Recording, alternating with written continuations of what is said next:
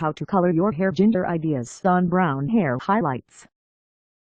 If you want to color your hair ginger and add some highlights and lowlights, the best process is to dye your hair a solid color, using a professional grade formula. It's best to dye your hair a deeper/darker shade as you base color for the highlights to show. No, the highlights should be ideally 1 or 2 tones lighter than your base color for best results. Here are some example formulas you could try. With highlights, Ionic in shade 8RB 1 part mixed with 20 volume developer as a base plus 8 CG mixed with a 30 or 40 volume developer for the highlights. L'Oreal in shade 7.43 1 part as your base color mixed with 1 part 20 volume developer plus 9.03 mixed with a 30 volume developer as the highlight color.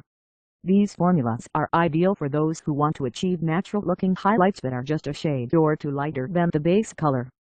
If you want more contrast and dramatic results, using shades like L'Oreal 8.3 or Ionic in shade 9CG or 8G is the way to go.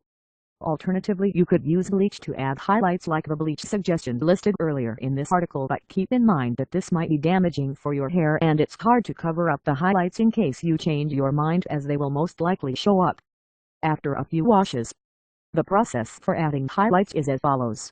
You dye all your hair a solid hair color and wait for it to dry. It's best to do it a day or two before you add highlights.